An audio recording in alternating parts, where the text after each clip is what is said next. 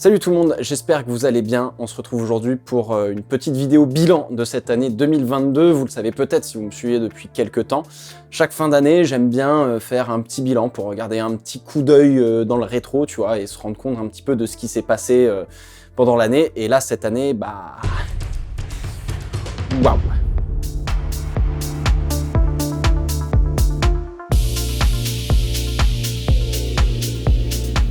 Bon alors avant toute chose, pour commencer, je suis tombé malade sur cette fin d'année, j'ai chopé une bonne grosse grippe des familles, bien carabinée comme il le fallait, pas le Covid, mais j'ai mis 6 gros jours je crois à m'en remettre, donc autant vous dire que ça a été un petit peu compliqué.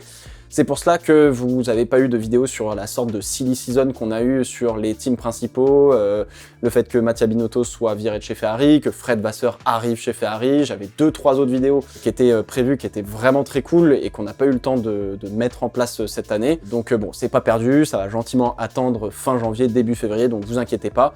D'ailleurs, je vais faire aussi un live de Noël sur Twitch avec plein de cadeaux à vous faire gagner pour vous remercier d'avoir été aussi présent cette année et de m'avoir autant soutenu toute l'année. Bah pareil, du coup, on n'a pas eu le temps de le faire. On va se rattraper, on va le reporter tranquillement pour, je sais pas, fin janvier, début février, promis, il n'y a pas de souci là-dessus. Bon alors, je suis généralement assez rarement malade pour le coup. Bon, ça n'a pas empêché de choper le Covid en mars 2022, mais bon, ça c'est comme ça. Mais là, cette grippe a été quelque part un petit peu à la hauteur de la fatigue accumulée sur l'ensemble de cette année 2022, avec tout ce que j'ai eu la chance de vivre. En fait, j'ai un peu un problème de riche, c'est que en fait, mon cerveau en a jamais marre de travailler, de bosser ou de faire des projets, etc. Du coup, je fais des vidéos, et des vidéos, et des vidéos, sans me rendre compte qu'il faut prendre le temps de se poser un petit peu, et surtout de se reposer, de reposer le corps, quoi. Et alors tout ça, c'est un petit peu aux grandes dames de mes proches, qui ont l'impression de pas pouvoir stopper un gamin qui est dans un karting et qui ignore le drapeau à damier, tu vois, et qui s'arrêtera qu'une fois, qui sera en panne d'essence. Ça, c'est moi, ça.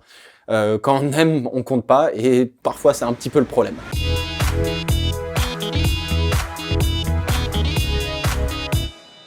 Bon alors forcément, on va commencer vite fait par 2-3 stats, un petit peu, j'aime bien ça. Cette vidéo est la dernière de l'année, et devinez quoi, je l'ai vraiment pas fait exprès, mais c'est la 107e de l'année, un petit peu comme 107%, voilà. 107 vidéos pour pas loin de 20 millions de vues cette année, c'est légèrement plus qu'en 2021, pour un petit peu moins de vidéos produites.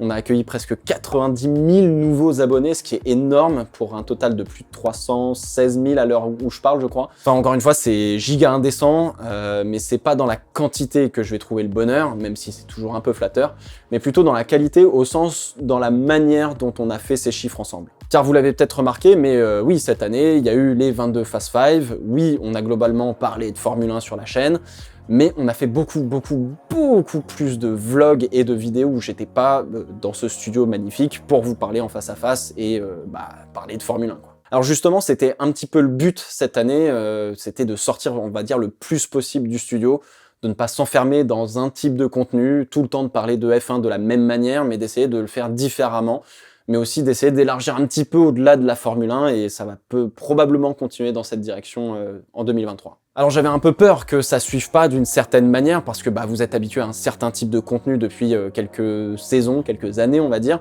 et faire le switch pour un créateur de contenu, c'est jamais facile et c'est toujours un petit peu périlleux d'emmener son audience sur de nouveaux terrains et délaisser certains autres qu'on a eu l'habitude d'exploiter, quoi. Alors les vidéos où je parlais de F1 sont devenues beaucoup plus longues qu'avant, je trouve. En moyenne, on faisait des vidéos de 20 minutes, parfois 30 sur certains sujets cette année, contre une moyenne de 15-20 minutes l'année dernière. Alors ça me déplaît pas pour autant, hein, faut bien cela pour traiter en profondeur un sujet tel que Abu Dhabi 2021 par exemple. Le problème des formats plus longs comme ça, c'est que forcément ça prend plus de temps à écrire, à faire certaines recherches, etc. C'est très kiffant à faire, mais le temps ça passe à une vitesse. Et cette année je m'en suis rendu compte, mais c'est effroyable. Mais de cette manière, en fait, je me suis un petit peu détaché de l'actu un peu chaude pour prendre le temps de réfléchir un petit peu plus loin que la première news qui tombait. Alors au final, j'étais toujours un petit peu le cul entre deux chaises cette année sur cet aspect, à vouloir quand même couvrir l'actu qui était un petit peu chaude, mais aussi à prendre le temps de réfléchir un peu plus et de faire des contenus un peu plus froids, entre guillemets, qui mettaient un peu plus de temps à sortir. Mais bon, j'ai eu beaucoup de mal à vraiment savoir sur quel pied danser de ce côté-là. Puis on a créé le format Twitch 107% le jeudi midi, justement, pour parler de l'actu un petit peu plus facilement, et vous avez été hyper nombreux à chaque fois pour ce rendez-vous. Mais pareil, je pense que je me suis un petit peu mal organisé, ça a été assez difficile à tenir en mode émission à préparer, etc. Du coup, c'était beaucoup plus décousu finalement que bien ficelé, à mon grand regret. Alors pareil, je vais aussi vous proposer 107% en podcast, et à mon grand regret, j'ai pas eu la bonne orga pour faire ça bien, donc il n'y a pas eu de podcast malheureusement. Mais je retiens que globalement, parler de F1 sur Twitch, c'est vraiment très très cool, et on a une super interaction, et vous êtes giga respectueux dans le chat.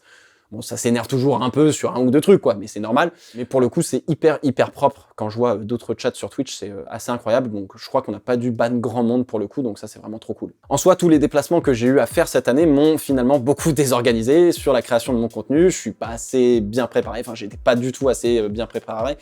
Donc je suis pas tout à fait satisfait sur la régularité de certains contenus. J'aurais pu faire beaucoup mieux, mais d'un autre côté, chaque déplacement a été de très grande qualité à chaque fois, comme dirait Emmanuel Moine. Alors globalement, à chaque fois, on est allé à la rencontre des gens qui font le sport auto, on a découvert plus en détail l'univers du sport auto, enfin vraiment, j'ai appris 1 milliard de choses cette année, et surtout, j'ai été au contact de ces gens qui, sans aucune exception, je pense, sont tous humainement incroyables. Toutes les personnes que j'ai rencontrées cette année, qui sont parfois apparues dans mes vidéos, sont vraiment incroyables. Et honnêtement, moi, de mon côté, ça m'a permis de vachement beaucoup plus humaniser le sport. Ça paraît con, hein, mais le contact humain, il n'y a rien qui bat ça, et de très très loin. Que ce soit visio, la télé, machin, etc. On peut toujours faire passer toutes les émotions qu'on veut, c'est l'objectif, en tout cas moi de mon côté sur ma chaîne, mais quand on a eu le contact humain, la confrontation au réel, quand vous allez sur un Grand Prix par exemple, ça décuple 1 million de fois plus les sentiments, les émotions, etc. Et surtout, la compréhension que vous avez d'une situation, d'un moment, d'un sport global. Alors oui, clairement, je pense que je suis ultra privilégié sur tout ce que j'ai fait en rapport avec la F1 cette année. Enfin, je veux dire, globalement, les expériences sont toutes plus indécentes les unes que les autres, et la plupart d'entre elles, elles s'achètent pas.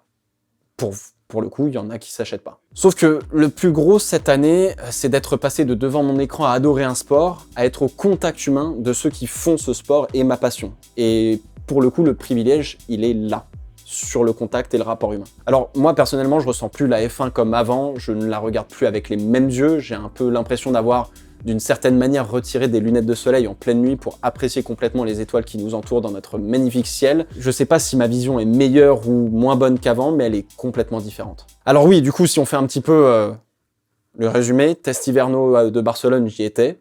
Silverstone en immersion totale avec Alpine, oui. Visite d'Enstone et de leur soufflerie. Visite de Viry-Châtillon et j'ai vu un MGUH de mes propres yeux. Merci Régis qui voyait mon regard tellement insistant sur une bâche qu'il l'a retiré pour pouvoir voir mes yeux s'écarquiller et briller. Sans compter les fois où Alpine m'a généreusement invité dans leur hospitalité pendant le GP de France, l'accueil chez ArtGP pendant le Grand Prix de Belgique où là c'était aussi royal, ou alors mes premières 24 heures du Mans, enfin j'ai juste pris le temps d'apprécier tout court, hein, sans vous faire un vlog dessus, mais vous inquiétez pas, les 24 heures du Mans, on va en reparler en 2023, c'est sûr et certain, et c'était pas mes dernières 24 heures du Mans. Tout ça là, ce que je viens de vous dire, c'était en partie spectateur, privilégié, vraiment de ouf. Mais j'ai aussi eu la chance de passer de l'autre côté, de disputer ma première course automobile à Pau. J'ai tellement fait de fois le circuit à pied quand j'étais un petit peu plus jeune et que j'y habitais, que j'étais pas paumé, même si je reste persuadé que 50 Twin Cup en ville qui prennent 150 en bout de ligne droite, ça reste pas une super bonne idée. Mais bon, c'est bien pour ça qu'on le fait justement, c'est parce qu'on est voilà. Et puis évidemment, il y a eu le GP Explorer et la Formule 1. Alors le GP Explorer et sa préparation m'ont pas mal éreinté pour le coup, parce que c'était tellement une plongée dans l'inconnu que mentalement, ça a vraiment été difficile. Autant d'un point de vue physique et pilotage, ça a été plutôt bien, physique, je me suis remis en forme, etc. Autant mentalement, c'est là où j'en ai pris vraiment plein la tête, je pense. Je suis quelqu'un qui réfléchit beaucoup trop pour certains même. Du coup, j'avais énormément d'appréhension sur ce qui pouvait se passer en piste, pour moi, ou même pour les autres, surtout. Parce que on est seul avec la voiture et que t'as personne pour te souffler dans l'oreille que tu fais de la merde, ou il n'y a pas quelqu'un qui va te tirer le volant pour corriger l'erreur que tu es en train de faire, et tu peux te faire mal. Et pour le GP Explorer, forcément, comme je suis celui qui parle de F1, dans la tête des gens, je suis celui qu'on attend en haut du classement, grosso modo. Alors que je reste un énième fan qui regarde et gueule dans son canapé tous les week-ends sur un sport qu'il pratique pas forcément lui-même. Et avant le GP Explorer, j'ai fait une pauvre initiation à Dreux dans des F3 vieilles et un peu pourries, gentiment, qui avaient plus de 30 ans. J'ai fait 7 tours sur le circuit de la Ferté-Gaucher en Toyota Supra. et j'ai fait un petit tour de Nismo GT-R à Spa, mais c'est tout. C'est tout. Mon expérience en circuit avec des voitures de série ou de course, c'était proche du néant. Alors oui, évidemment, j'ai fait du karting de log quand j'étais gamin, probablement plus que la moyenne, mais j'ai pas fait de compète. Oui, j'ai un nombre d'heures de simul qui sont effrayantes sur iRacing, Assetto Corsa et compagnie. J'ai très probablement un sens de la trajectoire et un amour des combats rapprochés, mais il n'y a rien qui ne garantissait que j'allais être rapide en claquant des doigts.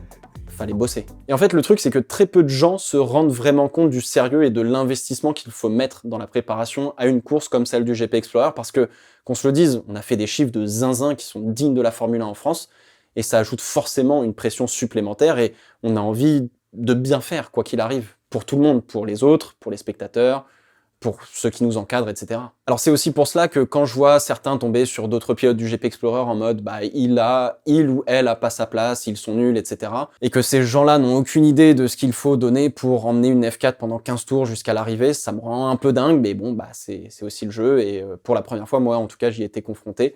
Et on ne peut que l'accepter. Voilà, c'est quand tu es pilote de F1 et que tu sais qu'il n'y a que 20 pilotes de F1 dans le monde et que bah, tu as des millions de spectateurs qui te disent comment prendre un virage alors qu'ils sont dans leur canapé et qu'ils n'ont jamais mis leur cul dans une voiture. Je peux comprendre la petite sensation que ça fait. C'est un peu, au début, c'est un peu irritant, puis après, bon, bah, tu passes outre parce que c'est comme ça, quoi. Et juste pour être très clair, c'est quelque chose de tout à fait normal. Enfin, je veux dire, il n'y a pas besoin d'être pilote pour parler, discuter de Formule 1, etc. Enfin, je veux dire, c'est normal, c'est un sport qu'on adore, qu'on apprécie, sur lequel on va débattre et tout, donc il n'y a pas de souci. Mais je comprends hein, l'envers du décor, que parfois ça peut être un peu irritant pour les pilotes ou ce genre de choses, mais ça fait partie du jeu. Voilà, c'est tout.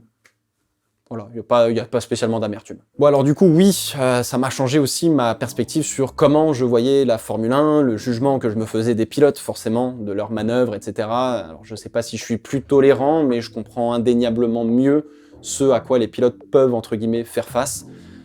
Et ce, quand je combine ce que j'ai vécu pendant le GP Explorer en course, plus la pression de l'avant-course, de l'expérience de Grand Prix, typiquement, et quelques jours après avoir fait 3 tours, alors ça reste 3 tours en Formule 1, je me dis que ouais, la télé, les on-board ne rendent absolument pas justice à la vitesse de ce que le cerveau humain doit engager pour être rapide sur un tour pour ces pilotes de Formule 1. C'est zinzin le truc, vraiment c'est zinzin. Alors la F1, 3 tours c'est court, mais c'est exceptionnel, je vais pas faire de vanne. Ce qui m'a le plus ému, c'est en quittant la voie des stands où je me suis dit putain ça y est, t'y es mon gars, t'es au volant d'une Formule 1, et d'une vraie Formule 1 qui a roulé en Grand Prix. Alors les larmes, elles ont commencé à couler dans le casque, puis très rapidement, le sérieux et la concentration ont quand même repris le dessus pour éviter de se planter, hein. Même si globalement, à part si tu fais le con, tu peux pas vraiment te planter. Bref, j'espère que j'ai réussi à vous faire vivre ces expériences exceptionnelles au mieux, que ça va vous donner envie de vous bouger vous et de réaliser de belles choses, pourquoi pas vos propres rêves. Ça prend du temps, beaucoup d'énergie, beaucoup de sacrifices aussi. Mais quand c'est votre choix de cœur et que le cœur est aligné avec la raison, généralement vous n'avez pas de regrets, et ne pas avoir de regrets, c'est le plus important. Vraiment. Parce que avoir un regret, ça fait toujours très très mal. Bon alors du coup, forcément, je voulais simplement vous dire merci. Voilà, tout simplement, vous êtes une communauté exceptionnelle, hyper respectueuse. Quand je vous croise de temps en temps dans la rue ou sur des circuits, je suis hyper fier et à chaque fois très très heureux de vous croiser. Parce que ça se passe toujours super bien, donc merci du fond du cœur pour ça. Si j'ai fait tout ce dont on vient de parler cette année, c'est forcément grâce à vous, hein.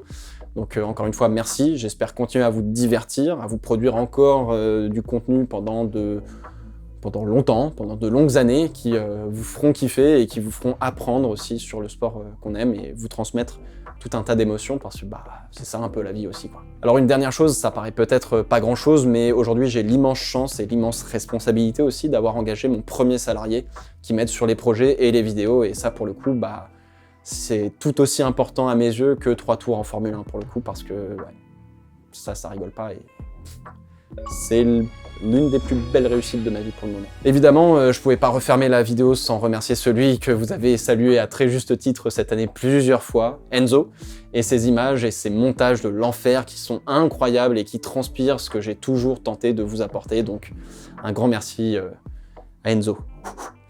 Il a pas chômé cette année. On commence à être une petite équipe pour faire toujours de meilleures vidéos et de meilleurs lives, et j'ai hâte d'être en 2023 pour continuer. À ce propos, on se donne rendez-vous en live sur Twitch le 21 et 22 janvier, je crois, quelque chose comme ça, pour faire les 24 heures de Daytona sur iRacing avec Hydro. Et sinon, on se retrouve fin janvier sur YouTube pour les fameuses actus de l'hiver et essayer de reprendre la Formule 1 parce que pour moi, elle s'est un petit peu arrêtée. D'ici là, portez-vous bien. Ciao, ciao.